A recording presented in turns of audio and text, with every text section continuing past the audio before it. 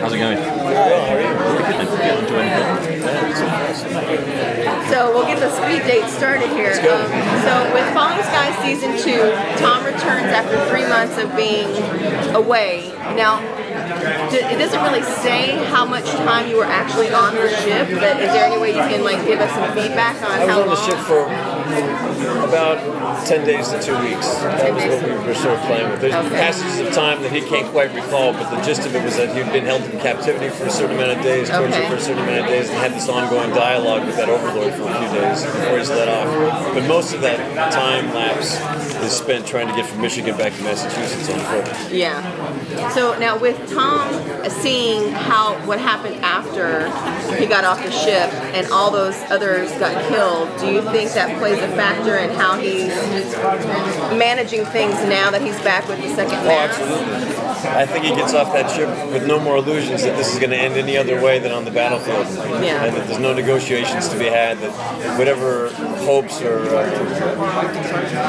that he'd harbored about this ending peacefully somehow, if there could be some sort of compromise, that doesn't exist anymore.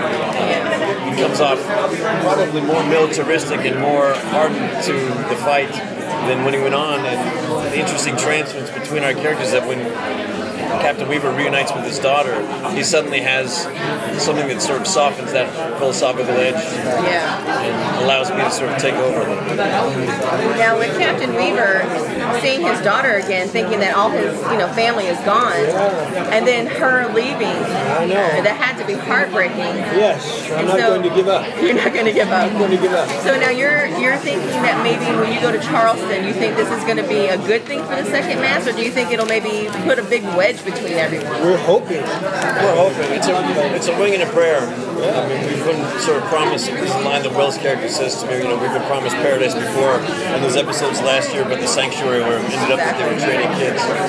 But I think it's analogous to Okies making a pilgrimage to California during the Depression. It focuses everybody's attention on giving them something to fantasize about, and allows all those internal frictions to sort of get quelled as we make this one long pilgrimage to try and get You wouldn't want a hot shower after 10 months of alien invasion. You guys haven't had power or hot water, so the promise of that sounds awesome. Well, thank you. I love the show. Thank you very much. Can you guys give us an idea of what each of your Hi. Can you guys give us an idea of what each of your characters are going to be going through this season? Tease what we haven't seen yet. This season? Yeah. In the second half of the season. Yes. Sorry. Well, obviously, the storyline with Ben is, going through this rapid metamorphosis and being in contact with this potential alien rebel faction. It's a significant part of the second half of the season is going to be. So in the way that I had a little touch of that storyline with Drew Roy's character, Hal, last year, where he was really trying to establish himself as a man and a fighter and a soldier in his own right, and cut the internal tie. For Tom, it's really allowing his son to go and to fulfill his own destiny and to trust that it's all going to be okay. Do you think now that we've learned that the features now ask you to be part of the team, that's something that you would go for? We're both pretty skeptical about it. I'm not going for it yet. No way.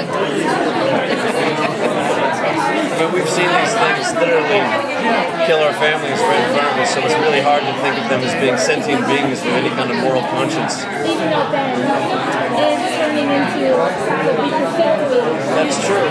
That's true. Although they're very crafty, they may be a ruse to infiltrate our ranks. It may be very much of a Trojan horse. We have to sort of keep our guard up. Thank you. Thanks, guys. Well, I think that if anybody who's paying attention will see little clues being left in terms of who you are as a human being. If they're watching closely, it's hard to do on television. Thank you. Thanks, guys. Thank you, Tom. Thank you.